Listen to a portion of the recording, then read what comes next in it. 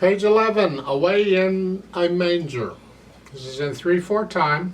You can tell by where the hands go. The right hand starts with 5th finger on G, that puts you here. And when the left hand finally comes in, it's got a 2nd finger on a B, so here, so you're still in middle C position. And we come in on beat 3, so it's 3, 1.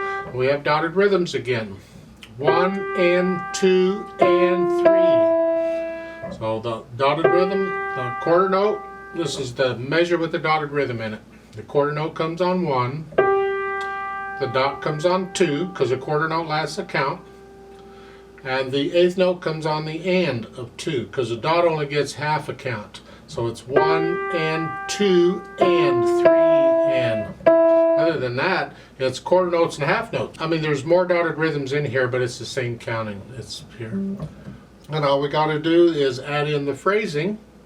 So just lift up between the phrases just a little bit. So there's a little silence, like you're taking a breath. So you got time. Now, don't mess up the beat. The beat's got to be there. So you're just cutting the note at the end of a phrase a little bit short, so you can lift up for silence is all it is. So it's like on the 2nd line at the last measure, you're here to, when you play the G, lift up. So there's a little silence there. Don't connect the E and the G. No, lift up. Like that. And everywhere else in here there's a phrase, you just lift up and go on.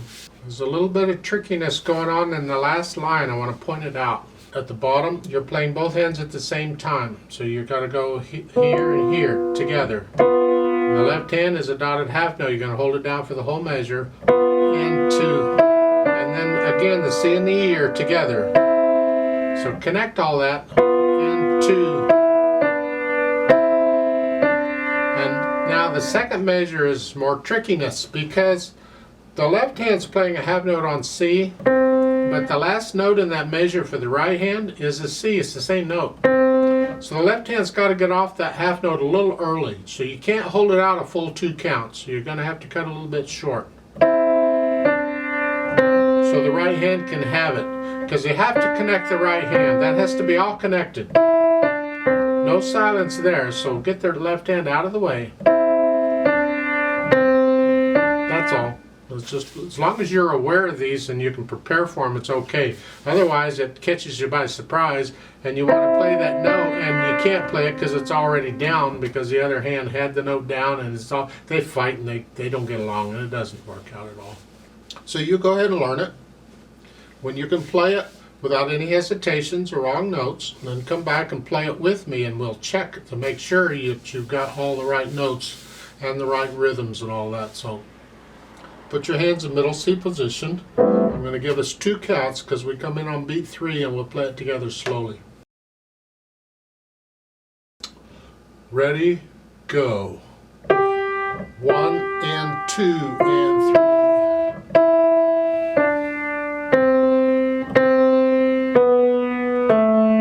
1, 2.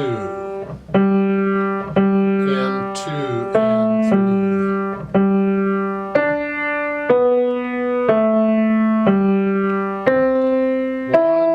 2 and 2 and 3.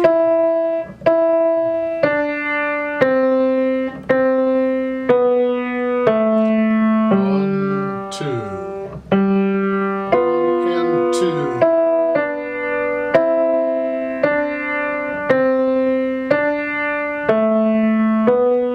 1, 2, off. There's a duet part for this at the bottom of page 10. I'd like to play that, and you can play this Away in a Manger. We're going to play it a little bit faster. But again, I need you to go up the keyboard, play it higher up. So just pretend middle C is up here to this C, and play it all up here. And it's a slow song, so we're going to go slow, but we'll go faster than we just did. Now the duet part doesn't have a pickup beat. You do. You have the first beat by yourself, so I'm going to go ahead and play that note down lower with you, and then I'll play the accompaniment part, or the duet part. So here we go. Ready, go.